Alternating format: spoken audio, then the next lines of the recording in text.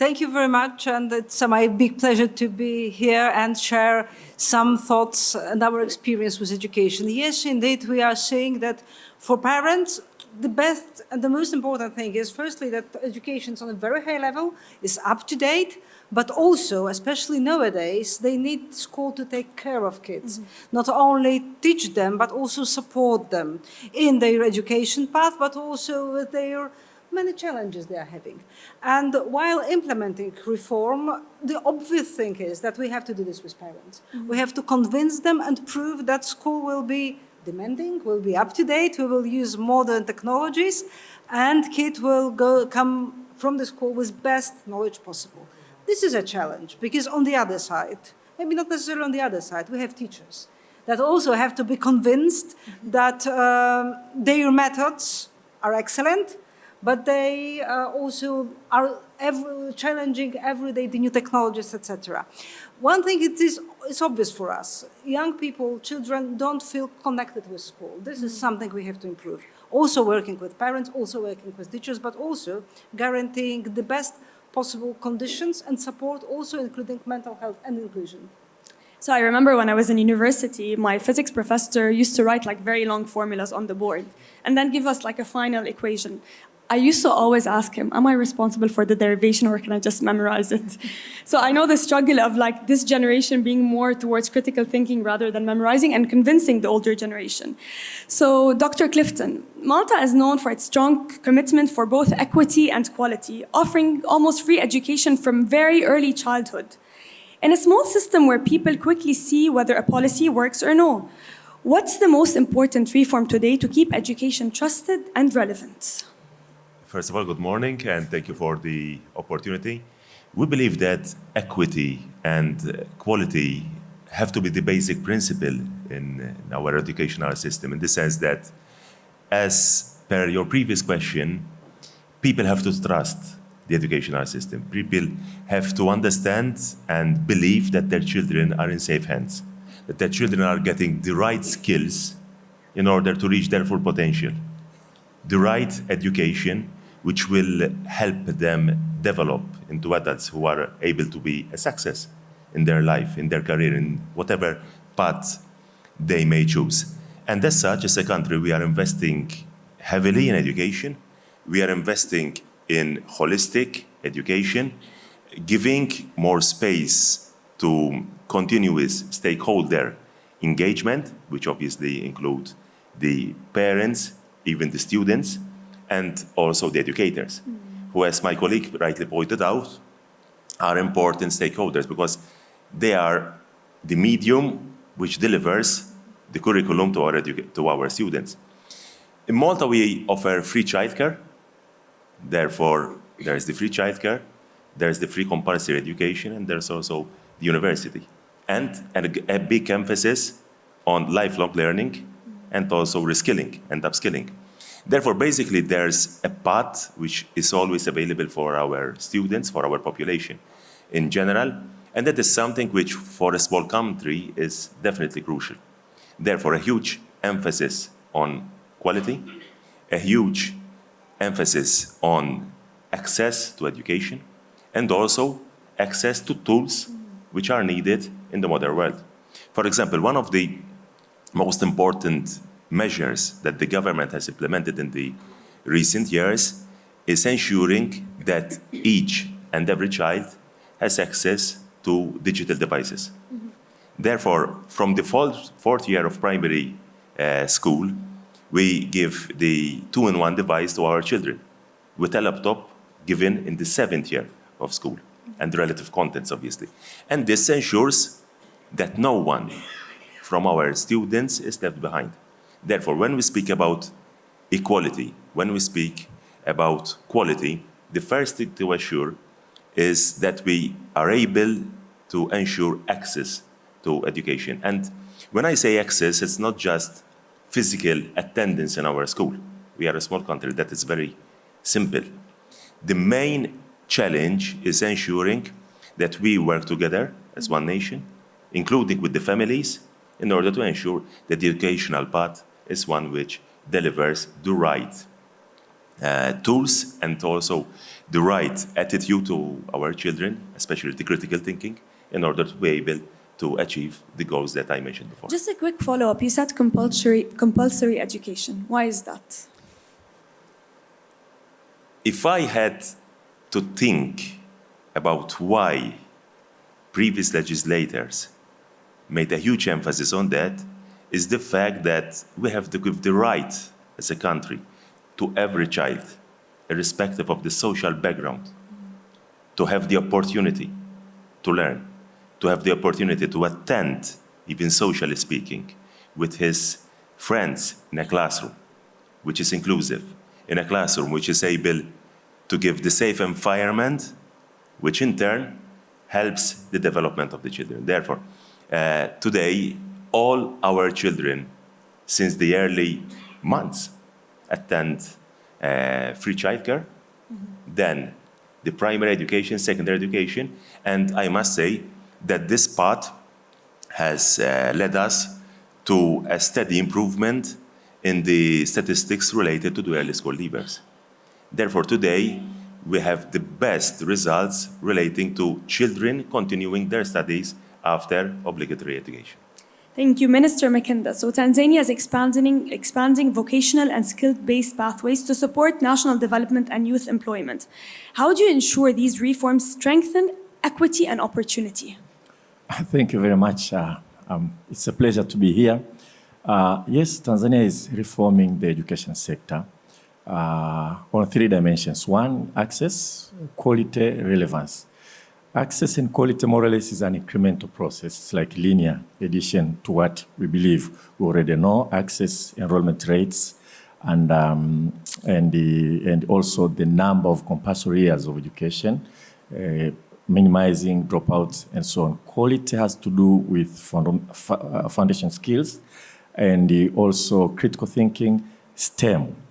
But the critical area of reforms that we are driving in is to create pathways for students to pursue either academic or vocational training, to afford them opportunity to choose depending on their aptitude. But at the same time, those choices should not create dead end, that you have a flexibility that if you are pursuing, for instance, secondary school vocational stream, you should be able to move back to academic stream should you want. And those who are pursuing academic stream, down the road, they should be able to move to vocational stream. And we are doing this because of the labor market conditions and we are noting that some of our youth would prefer to do maybe diploma, vocational training, technical training, rather than pursuing academic, because they believe that is what the labor market demands. So we are investing in both secondary school, where we have stream that deals, they are operating like TVET with some dose of academic, and academic wing that will have minimum dose of vocational training and creating that kind of flexibility. We are also strengthening the academia industrial links, particularly at TVET level, but now even at the university level, to make sure that whatever is being taught in school, we have an opportunity for apprenticeship to the industry, time to spend and learn from working experience, and therefore acquire essential skills for one to be able to join the labor market when one finishes the school. Thank you. Your Excellency, Dubai is one of the most diverse places on earth, and that applies to its education system as well. What policy tools most help you keep the system trusted and relevant? Thank you so much, and it's a privilege to be among other ministers who are sharing their best practices. And I would say, despite we probably live in different countries, but I would say we do have commonalities when it comes to the education system across the world. We in Dubai have over 180 nationalities who study in our education system, so it tells you how diverse is our system. And the trust that parents instill in our education system stems from a couple of, I would say, ingredients or enablers. One of which is from the start, when we started our private education, we were very transparent and we instilled accountability, and that is through our inspection and quality assurance framework. these are external examiners and inspectors who would go into schools and evaluate them according to a quality assurance framework, and accordingly would rate a school. And these reports are published to the public. So parents have the choices to decide where to put their kids based on the school's rating. That's one aspect. The other aspect is our regulatory environment. We have quite stable regulatory environment. Our policies are clear, our legislations are clear. To open up a school, to offer certain curricula and so forth. So we have 17 different curricula in our private education in Dubai.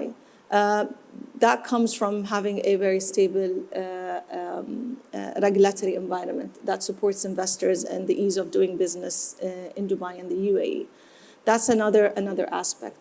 The third aspect, and I want to go back to some of my colleagues when they said the access and quality.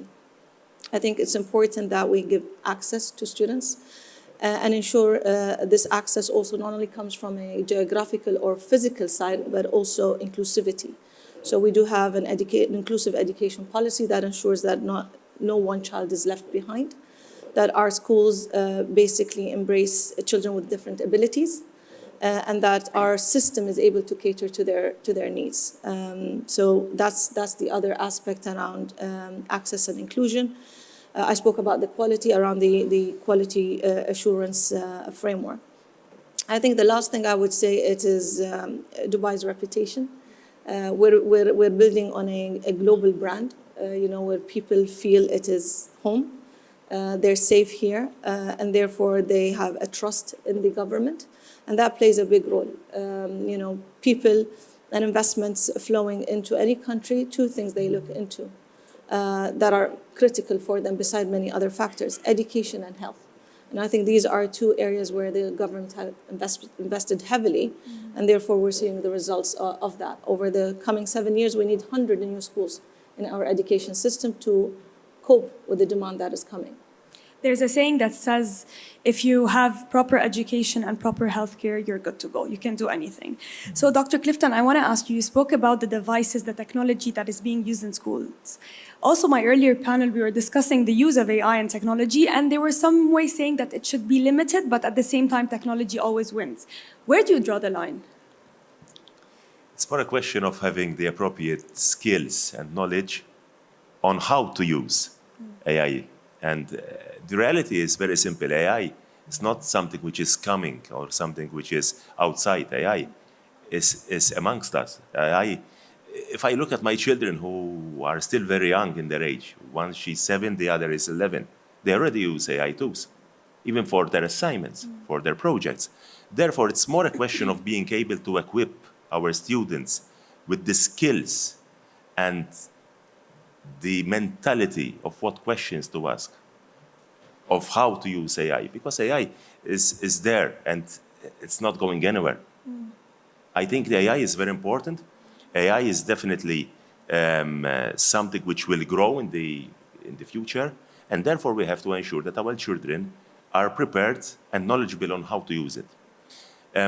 If one had to ask us a very simple question, remembering that we are a product of our past, so this question is more relevant than ever. What will our children be working in 20 years from now? Is it a job which is already in existence, or is it some career which is still at embryonic stage? Or maybe we haven't thought about it. So the main aspect, the main principle in our educational system should be to equip our children with the right skills in order to be able to adapt and use different tools. And AI is definitely a very important tool which will shape the world in the coming years.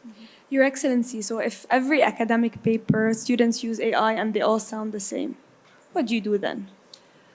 Well, that's the fair point, because firstly, humans are humans, and diversity is something extremely important. You mentioned inclusive education, which sometimes is treated as a burden, sometimes as an obligation, sometimes as a charity. No, it's a chance. It's a chance to guarantee diversity, because diversity push our world forward. And this is extremely important, to be extremely fragile at those days when new technologies are coming to all our life, especially to kids. And they don't have the tools, because probably they are too young, to use it properly. It's very easy now to be trapped in the misinformation, disinformation, fake news, not mentioning all bad things that can wait for young people in this world of AI, but also world of social media.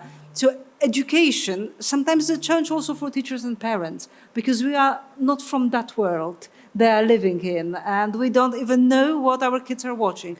So firstly, we have to think about strong policies of the states to prevent bad things that can happen in social media. And I know it was said here and was huge row in some social media, but Prime Minister of Spain said about the ban on social media, and I think this is a correct way to be done by our states, to ban social media for children. This is not for them. Education is important, and the new technologies are important. But then, firstly, let's prepare teachers. We are starting with implementation of AI laboratories in schools. We will have 12,000 laboratories in schools in Poland this year. But this is followed by 100,000 of trainings for teachers, not only how to use it, but also about ethics, about finding what's right, what's wrong, also about teaching the kids and children how to operate with AI, still behaving as humans. So this is the real challenge you actually mentioned very correctly. Minister, how do you ensure that artificial intelligence will reduce inequality rather than deepen it? That's a tough one. As I said, one of the biggest challenge for us, sub-Saharan African almost in general, is the issue of access to education, to increase access to education, and the disparity between urban and rural areas. And therefore, technology in certain ways creates some divide. So what we are trying to do is really to push, first of all, to make sure that we have quality education, put technology aside first, the skills necessary like literacy, numeracy, emotional intelligence, and so on for our kids, and critical thinking, and STEM. And then we can add technology on top of that, because those probably can afford to spread equally, almost equally, across the population. Now, in terms of technology, we cannot stop it, for sure.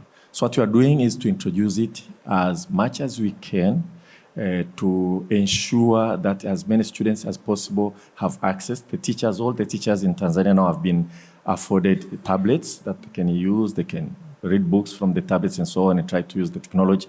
I think it will take a while before we have fair distribution of these capabilities. But I have to bring one more point. We are talking about technology as consumers of technology, of AI, data science and so on as consumers. But we are also pushing ourselves to have at least a class of Tanzanians who are going to be contributing the production of this kind of knowledge.